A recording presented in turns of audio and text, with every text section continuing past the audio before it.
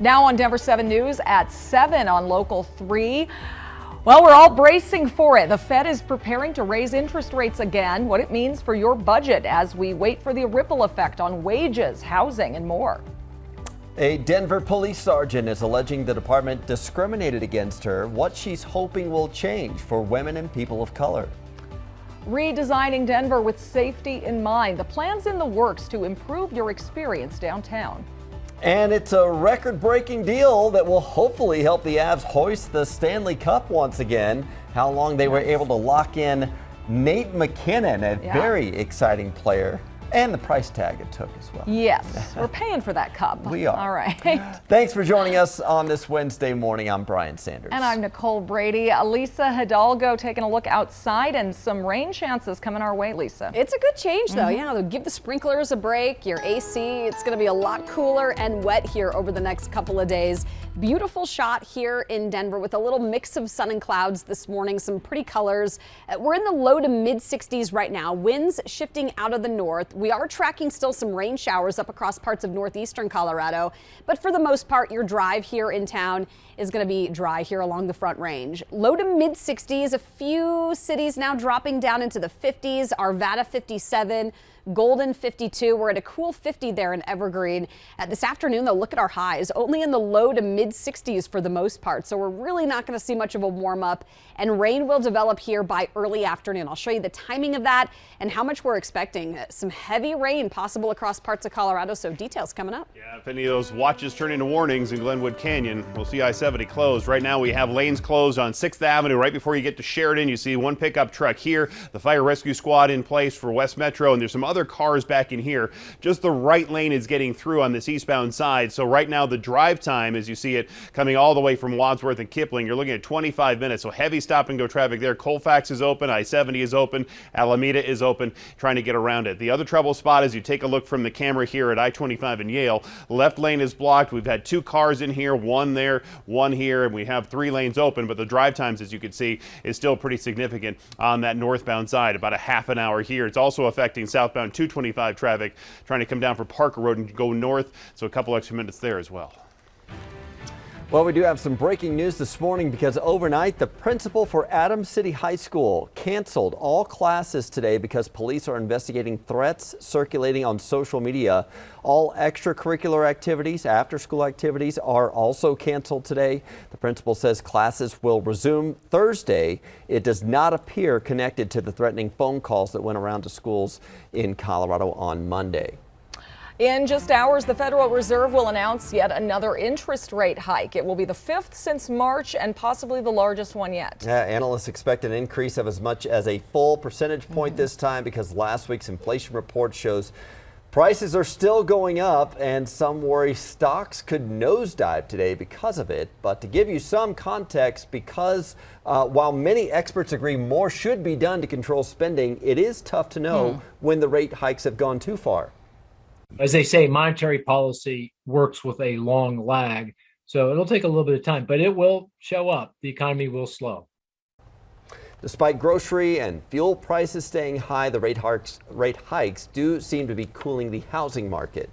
So how do we know what's working and when it's working? We're exploring another perspective this morning with a local economist about the telling signs. Denver 7's Veronica Acosta joins us live with the role he says our wages play in all of this. So the economists I spoke to said people across the country, they want to be able to make more money, but that can actually add to our inflation. He said he really does feel for companies that just can't afford to pay people more in terms of their wage, but he also worries for those wage bumps and what those can do to the current price of goods really long term. He used those railroad workers and their most recent increase in wage as an example there. That kind of a raise of 24% will obviously make them able to spend more, because higher wages will obviously allow them to spend more, and then the prices will go up. And I asked Kulkarni the big question, does he think today's expected increase in interest rates will help with our inflation? Listen to what he had to say. The main reason why it will not go down significantly is because in November and December, as you know, we all consumers go wild and crazy. We buy the presents, we spend a lot of money in shopping. and which obviously raises which all that expenditure raises the price. And we're spending way more money at the grocery store on things like eggs, maybe even milk. I asked Kulkarni if stopping the rise of inflation, what that means, what that looks like, and he said really it's going to be those prices of those goods staying where they're at. We're in Denver this morning. I'm Veronica Acosta, Denver 7.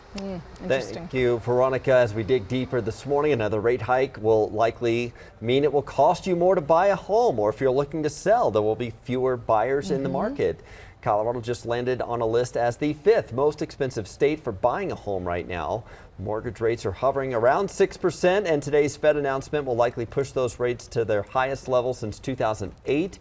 That could change your buying power. Realtors say buyers who could have afforded a $700,000 home in June may now be looking in the $600,000 range. But a home is someplace you want to live, and you want to live there and enjoy it now. So we say, marry the home, right? Buy the home that you want, understanding that at some point, whether it's in months or years, you have the ability to refinance in so much as date the rate, meaning you can readjust it. Yeah, financial planners are also warning that younger people are maybe less likely to invest right now because they're worried about inflation. But many of them are already closing investing, trading, or brokerage accounts because of this, and that might not be the best idea. Many of these younger people are saying they're selling assets out of fear they'll lose money in the stock market with the current volatility we're seeing. Without a sufficient emergency fund, some investors are selling off assets to cover their higher costs of living.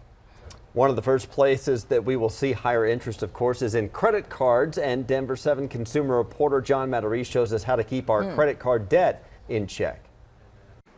Alicia Turner says buying food for her family, make sure they're in the bag, is getting more and more expensive every week. It's very hard to be able to purchase what you're trying to purchase. With grocery inflation well over 10%, she's putting more charges onto. Yeah, credit card. Inflation and the end of stimulus checks mean many consumers are putting more purchases onto their credit cards right now.